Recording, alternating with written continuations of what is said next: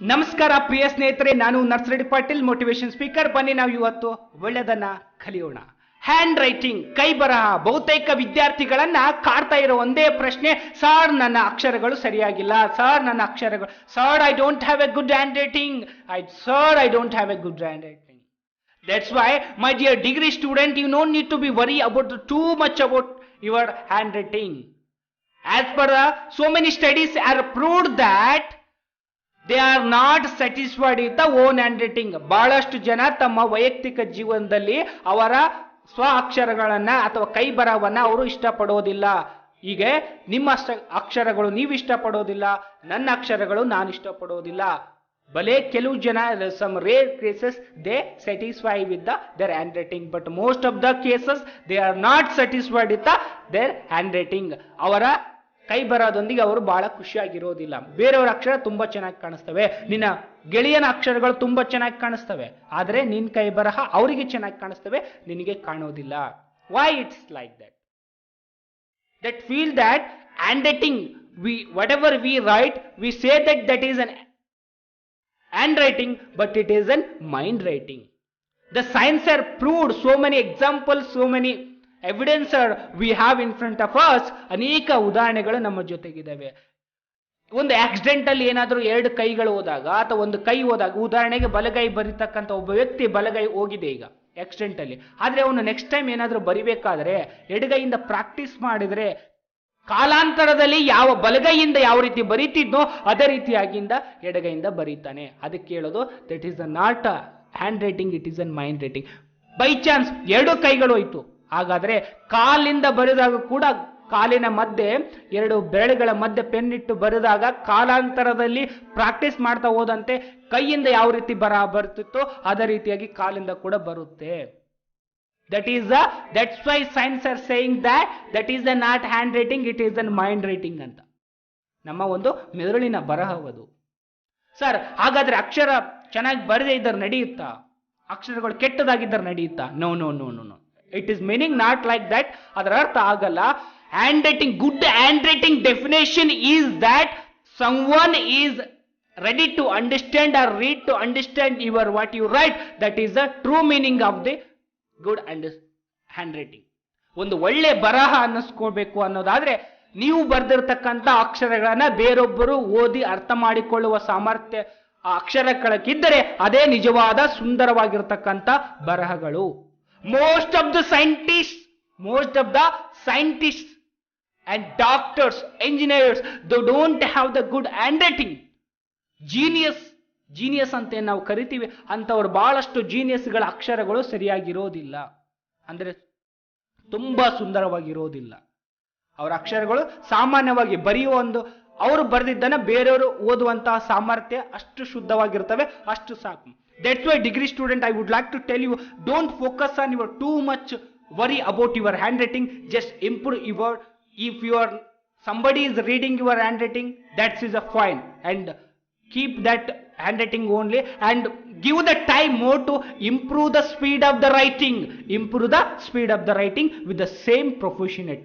ಪ್ರಥಮ ಬಾರಿಗೆ ಬರೆದಾಗ ಯಾವ ರೀತಿ ಸುಂದರವಾಗಿರ್ತವೋ ಅದನ್ನೇ ಕೂಡ ಕೊನೆ ಬಂದಾಗ ಕೂಡ ಅದೇ ರೀತಿಯಾಗಿ ಬರೀತಕ್ಕಂಥ ಸ್ಪೀಡನ್ನ, ಅದೇ ರೀತಿಯಾಗಿ ಬರೀತಕ್ಕಂಥ ಒಂದು ವೇಗವನ್ನ ಇಟ್ಕೊಂಡಿರ್ಬೇಕು. ಅದು important. That's speed is important. In the most of the writing examinations, the students they know answers but they are unable to be write. ಅವರಿಗೆ ಉತ್ತರಗಳು ಗೊತ್ತಿರ್ತವೆ, ಆದ್ರೆ ಪರೀಕ್ಷೆಯಲ್ಲಿ ಬರಲಿಕ್ಕೆ ಆಗೋದಿಲ್ಲ. ಕಾರಣ, ಎಕ್ಸಾಮ್ ಹಾಲಿಂದ ಬಂದ ತಕ್ಷಣ ಸಾರ್ ನನಗೆ ಅದು ಪ್ರಶ್ನೆ ಗೊತ್ತಿತ್ತು, ನನಗೆ ಉತ್ತರ ಗೊತ್ತಿತ್ತು, ಬರೆಯಕ್ಕೆ ಸಮಯವೇ ಇರಲಿಲ್ಲ ಅಂತೇಳಿ ಬಹಳಷ್ಟು ಜನ ಹೇಳ್ತಾರೆ. Because of that, because what is the here we are seeing, it is a practice, lack of the practice. Hand writing should practice every day at least 10 to 15 minutes with the keep of the timing. ಈ runner ಆದವರು, ಪ್ರತಿದಿನ runner ಆದವರು unique, ಈಗ Usain Bolt take example, ಈ set a time, within a time you need to be complete that as a target in front of him. That's why you have to be keep the target every day.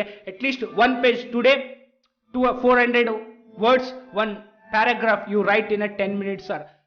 Next time you have to be 8 minutes, 9 minutes. You have to, day by day you have to be reduced your time and you have to be write the same content. How?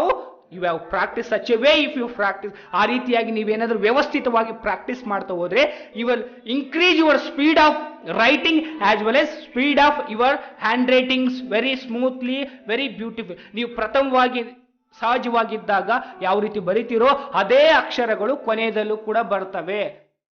ಕೆಲವು ಜನ ತುಂಬಾ speed ಆಗಿ ಫಸ್ಟಿಗೆ ಚೆನ್ನಾಗಿ ಬರೀತಾರೆ, ಅದಾದ ನಂತರ ಕೆಳಗಡೆ ಬರ್ತಾ ಬರ್ತಾ ಬರ್ತಾ ಚೆನ್ನಾಗಿ ಬರೆಯೋದಿಲ್ಲ.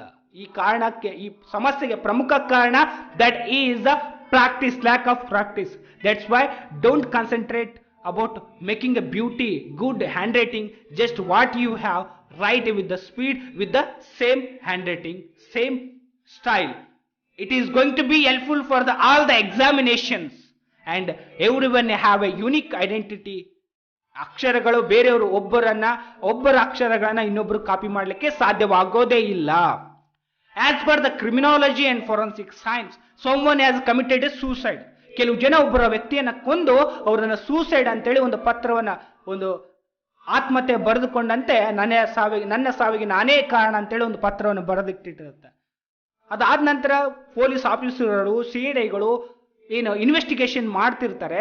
ಆಗ ಅವ್ರಿಗೆ ಗೊತ್ತಾಗುತ್ತೆ ಇದು ನಿಜವಾಗ್ಲೂ ಕೊಲೆನಾ ಅಥವಾ ಆತ್ಮಹತ್ಯೆನಾ, ಹೇಗೆ ಅರ್ಥ.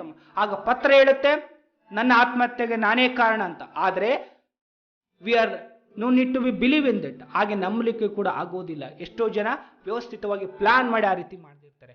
ಆಗ ಫೋರೆನ್ಸಿಕ್ ಲ್ಯಾಬ್ ನಲ್ಲಿ ಅಕ್ಷರಗಳನ್ನ ಎಕ್ಸಾಮೈನ್ ಮಾಡ್ತಾರೆ. They have to be examine each and ಆ ವ್ಯಕ್ತಿಯ ಹಳೆ ನೋಟ್ಸ್ ಗಳನ್ನ ತೆಗೆದುಕೊಂಡು ಆ ವ್ಯಕ್ತಿಯ ಆ ಲೆಟರ್ ಅಲ್ಲಿ ಇರ್ತಕ್ಕಂಥ ಅಕ್ಷರಗಳನ್ನು ನೋಡಿ ಇದನ್ನ there are some 14 characteristics of the unique identity handwriting, analysing the handwriting. ಕೆಲವೊಂದು 14 ಅಂಶಗಳು ಬರ್ತವೆ.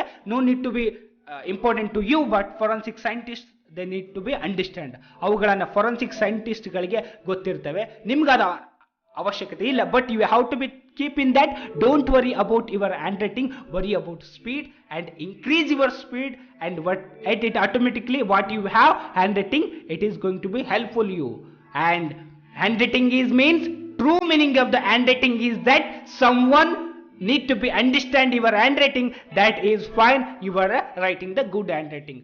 ಒಳ್ಳೆ ಬರಹ ಅನ್ನೋದಾದ್ರೆ ಡಿಗ್ರಿ ವಿದ್ಯಾರ್ಥಿಗಳಿಗೆ ನೀವು ಬರೆದಿದ್ದನ್ನ ಬೇರೆಯವರು ಓದ್ತಾ ಇದ್ದಾರೆ ಅಂದ್ರೆ ಅದೇ ಸುಂದರವಾದ ಅಕ್ಷರ.